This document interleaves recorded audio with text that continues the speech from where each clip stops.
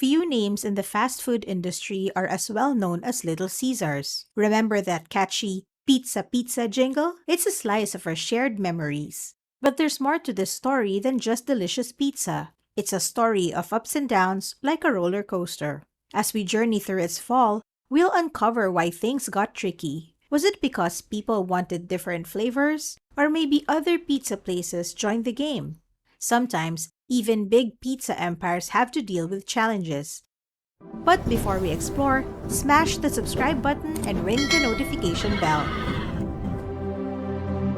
Little Caesars is a well-known American multinational pizza chain ranking among the top pizza chains in the United States by total sales. In 2017, Little Caesars recorded sales amounting to $3.72 billion, marking a significant increase compared to their sales a decade earlier. They boast a vast network of over 5,000 locations spread across every U.S. state, making them a prominent presence in the pizza industry. Their pizza sales are substantial, and they maintain a strong presence with these four restaurant chains. The fundamental concept behind fast food as a whole is to provide quick and affordable dining options. Fast food establishments aim to outpace their competitors in terms of speed of service and cost effectiveness, striving to maintain a clear advantage. Little Caesars is an ideal choice for such occasions. However, despite their established position in the market, they have encountered certain challenges. Especially during the late 90s and early 2000s, Little Caesars faced particular challenges. Their journey, which began in the 1950s and continued through to the early 90s, wasn't without its imperfections but was marked by consistent growth. However, from the early 90s into the mid-2000s, the road became somewhat uncertain and tumultuous. Little Caesars experienced a decline in sales during this time, with any upticks being relatively modest and short-lived. This trend persisted from the mid-2000s up until this day. However, in recent times, they have managed to reverse this pattern, returning to a phase of expansion and renewed success. Now, let's delve into the reasoning behind these fluctuations. The initial ascent, tracing back to the 1950s, can be attributed to the involvement of a minor league baseball player named Mike Ilitch. After 4 years in the league, Mike's career was cut short due to a leg injury, leading him to explore new opportunities beyond professional baseball. A few years later, Mike Ilitch and his wife Marian had managed to save up approximately $10,000, which they invested in opening a restaurant. Mike envisioned naming it Pizza Treat, while Marian preferred Little Caesars. In a compromise, they settled on the name Little Caesars Pizza Treat for their restaurant. The name Little Caesars Pizza Treat was quite lengthy, and it's understandable how people might have omitted the pizza treat portion when referring to it.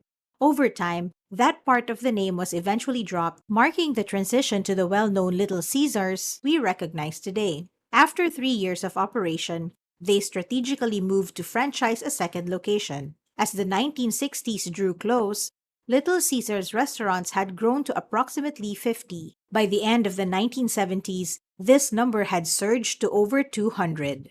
Expanding their restaurant network was a central component of their strategy, opening numerous new establishments, making their offerings accessible to a wide audience, and steadily increasing brand recognition. The strategy was set in motion during the 1980s, significantly expanding.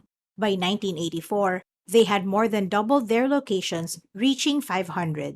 They continued to grow rapidly, doubling their sites once again by 1986. Throughout the 1990s, their presence surged to around 4,000 locations. Notably, they struck major deals with Kmart, adding restaurants to hundreds of Kmart locations to increase brand visibility. To support their expansion efforts, they employed robust advertising campaigns. As a standard practice, they allocated 5% of their annual sales towards advertising.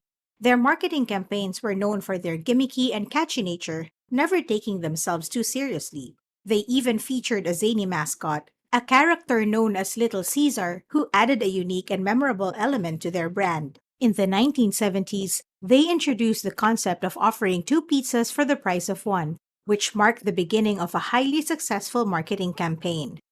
This campaign became synonymous with the Little Caesars brand and what most people associated with the company. As a result, their sales soared.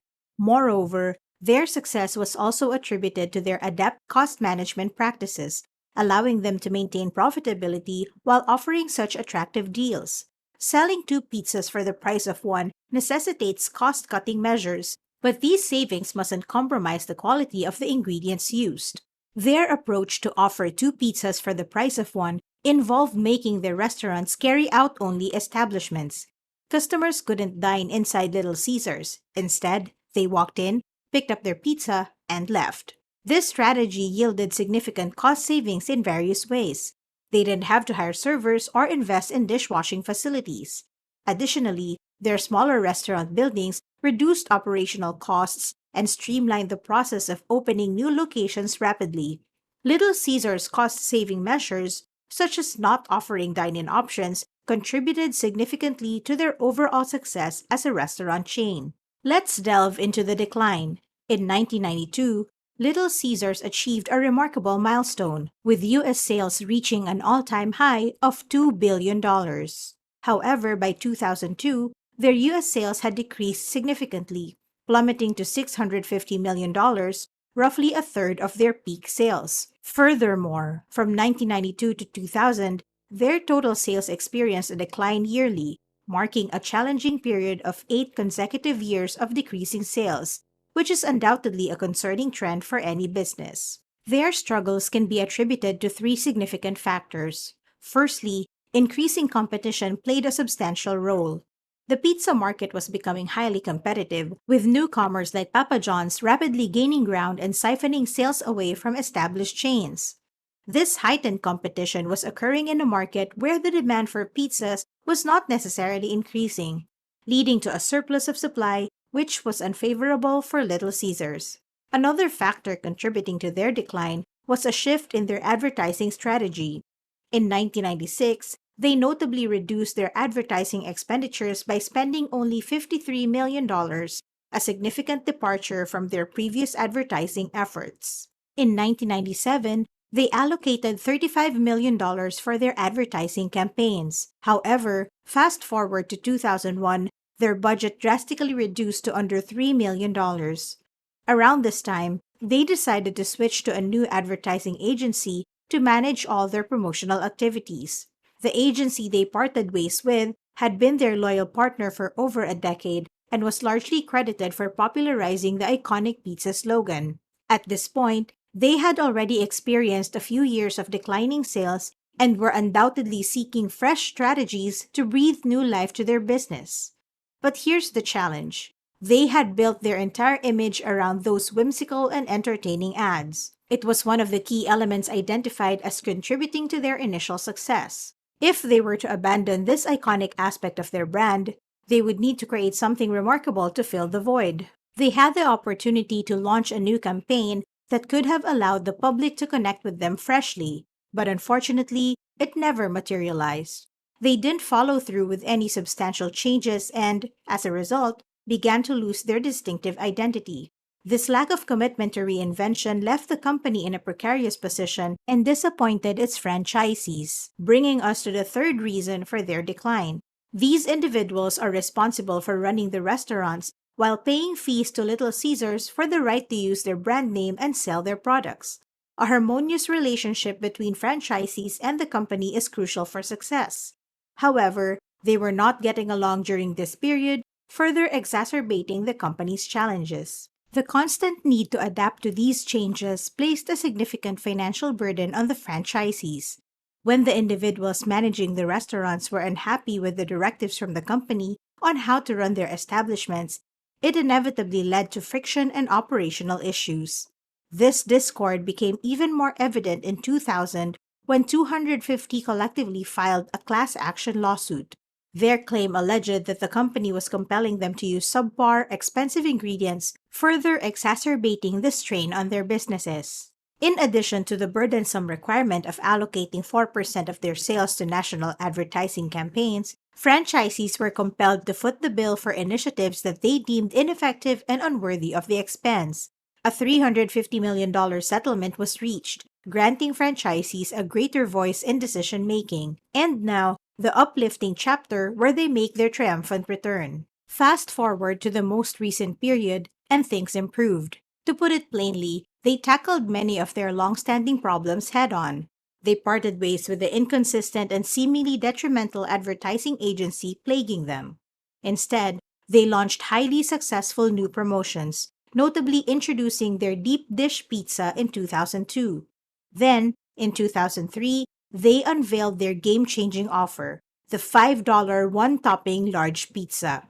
Do you recall how they nearly wiped out their advertising budget by 2001? Well, they made a remarkable comeback. By 2011, their advertising budget had rebounded to a robust $22.4 million, signaling a renewed commitment to marketing their brand. What's more, the following year, they resurrected their classic slogan. After an absence of more than 15 years, they finally revisited their relationship with franchisees, and today, things appear to be on a much more positive trajectory. The settlement of the lawsuit played a significant role in resolving some long-standing issues. They also initiated a manage-to-own program, allowing individuals to begin as managers and gradually progressing to ownership roles within the franchise. Additionally, they launched a program designed to offer discounts and support the veterans interested in becoming franchisees, further cementing their commitment to inclusivity and growth. Therefore, they have effectively identified and addressed obstacles hindering their progress. Do you consider it a good pizza option? Or perhaps offering good value for price? Or do you have a different perspective on it? Let me know in the comments section. Don't forget to subscribe and ring the notification bell for more fantastic content.